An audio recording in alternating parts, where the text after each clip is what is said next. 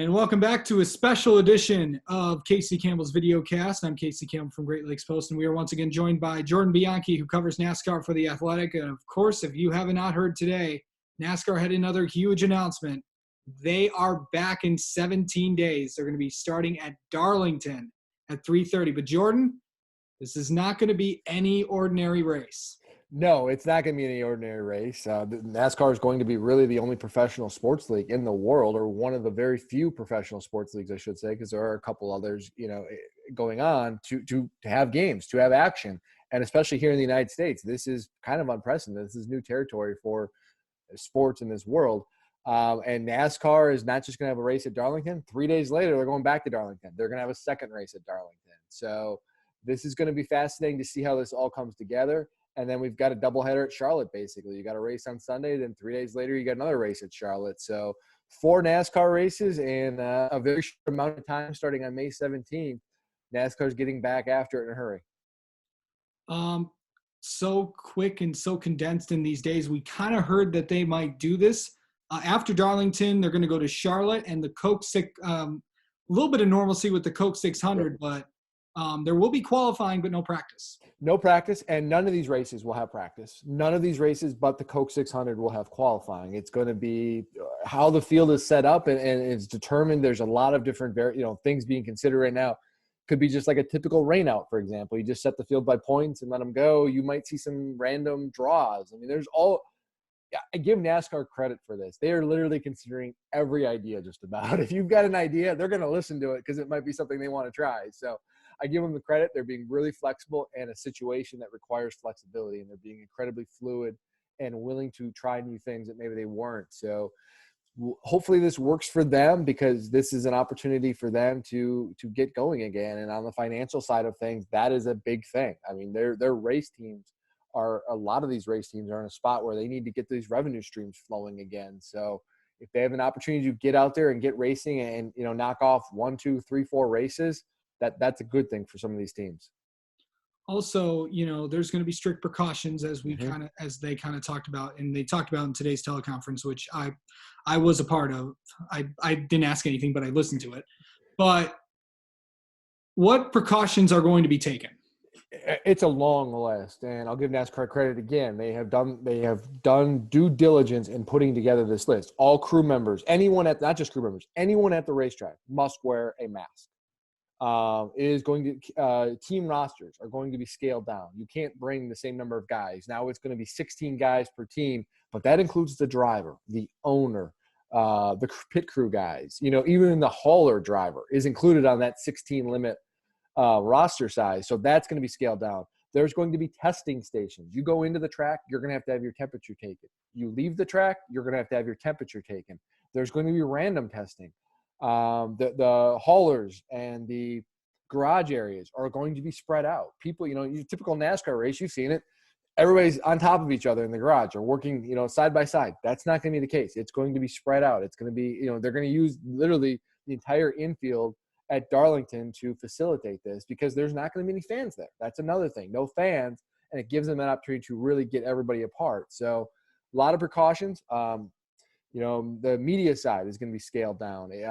Victory lane celebration isn't going to be a typical victory lane celebration, because you have to be mindful of how things people interact. So it's going to be different. It's going to be unique. I think there's obviously there's probably going to be things that you look at and you go, okay, that probably could have gone better or whatever. But NASCAR said, we're going to take the first race, we're going to see how it works, and then we're going to go from there and make this better as we go along. And I think the good thing is if you're a NASCAR fan, is when this race starts, when that green flag flies, you're going to see racing. And the racing you see is going to be real racing. It's not going to be some truncated thing. It's going to be a race that looks like any other NASCAR race. And you're going to have pit stops. You're going to have competition on the racetrack. And that's something we haven't seen in quite a while. Yeah. You talked about also the Cup Series, the Xfinity Series. There's also a truck race. It's going to look very, very different. Now that they say, these masks are possibly going to be creative, they could also have the sponsors on them. Have you thought about that? I thought about that a little bit too. I'm like, if someone in the marketing department at some of these race teams haven't been doing their homework over the last few weeks and started cultivating, some mask ideas with different sponsor signage, they've been doing their job. Because there is a way to, like, you're right. I mean, you should be having masks with your sponsors on there and logos or your card number. It'll be. I am curious to see how this is works. I do think you're going to see something like that a little bit. Yeah. Have they talked about, the thing is TV coverage is obviously going to be different as well. Yep. How is that going to work? And have you talked, it looks like there could be, for now, Fox and FS1, which is one entity, are going to be broadcasting the races that were scheduled so far. Yeah, that's correct. Fox has a certain number of races they are committed to broadcasting this year. I don't have the number in front of me. I think it's like 15 or 16 races, thereabouts. They're going to broadcast that number of races. That's their contract. So that's what they're going to broadcast. Is their coverage going to look different? Yeah. I don't want to speak out of turn because they haven't said anything officially, but it's probably going to be scaled back. You may not see some of their announcers at the track, like a Mike Joy and a Jeff Gordon who are in the broadcast booth. They may not be at the racetrack. I don't know that for sure. I've heard different discussions have been had. They may be back in the Charlotte studio, kind of like we saw with the iRacing, where they're back at the studio, apart, safe, that kind of thing. And then you've got your, maybe one or two or three pit road reporters at the track. So it's not going to be normal coverage, but it's going to be really close. And I don't think the viewers at home are going to really notice anything different once the green flag is flying. Yeah. What could, as this goes on, there's possibly going to be some more races. Mm-hmm. But what happens if they stop again? Then what? That's a great unknown, and that no one knows. I mean, no one knows what's going to happen. What happens if a driver gets, is test positive? What happens if a crew member gets test positive? What happens if a driver tests positive 30 minutes before the race starts? I mean, you don't know. There's so many variables that you can consider, but you really can't take into account until they actually happen. You can have all the contingency plans in the world. So we'll see. I think NASCAR's got the right approach in this, and that they're examining every single angle, and their willingness to say, you know what, we're going to have to be flexible here. We're going to have to be willing to try some different things. We'll see. How long this goes for, we don't know. I mean, you listen to the scientists and the doctors, and they're a lot smarter than I am. They say that, that this isn't going away, and that there is a chance that this comes back in a stronger form. If that happens, hard to envision that racing is going to continue to happen. But, at this time, we know we've got 4 races, and we can look at that on the Cup Series side and then go from there. Yeah.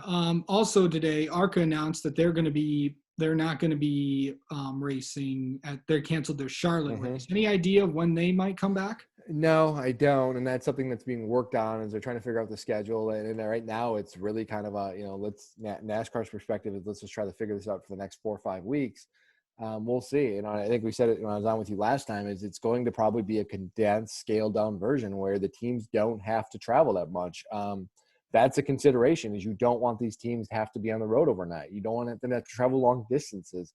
So crafting a schedule to do that, you have to almost have to take the original schedule you had and crumple it up and throw it away, because that's not going to work anymore. And you have got to just kind of look at it and say, okay, where are most of our teams based, and where can we have races where they don't have to be on the road too much?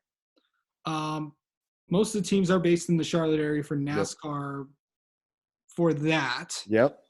Now that the shops are open, it looks like road crews have been asked and drivers have been asked not to go to the shops. Yeah, that's going to be interesting. And the road crews, you can get away with it. What's interesting is going to be how do the crew chiefs adapt to that, because the crew chiefs and the engineers are the guys who spend a lot of time at the racetrack, and then they go back to the shop and spend a lot of time as well.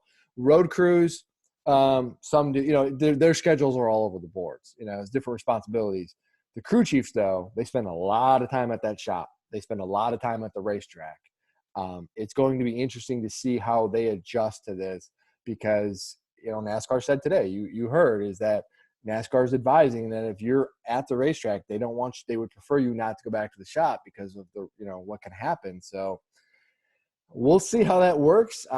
If I'm a crew chief, I'm probably scratching my head right now trying to figure that out. But I will say this, with technology and everything else, I mean, as everybody, a lot of people throughout the country have learned, as we're doing now, there are a lot of different ways to do your job from home. And I think that's going to have to be the new norm for people in the NASCAR industry. What about spotters? Spotters, good question. They're going to be spread out. Where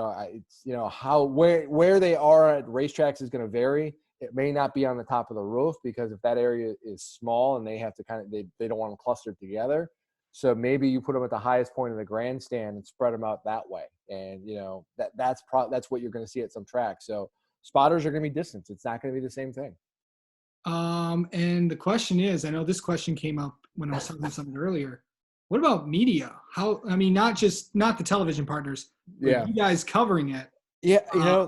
What's the question with that? And there also is a contingency of local media that have to cover within the area, including also TV stations. Yeah. And NASCAR's considering all their options right now. And, I've heard a lot of different plans on what they may or may not do. And I think it's just like everything is, they're still figuring it out.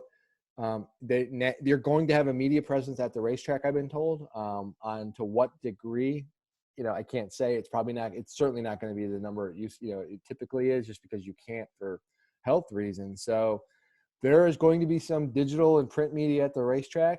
Just don't know how many, but I can't imagine it's going to be very many, just because you have to be smart about this. Has NASCAR said they would provide face coverings? I haven't specifically heard that, but I would be surprised if they're not going to have masks on hand in case somebody needs one, forgot one, loses one, breaks, whatever.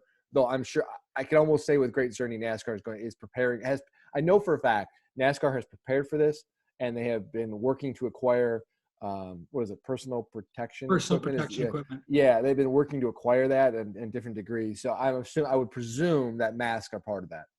NASCAR officials, have they been the amount of people at NASCAR? How many people they will be there?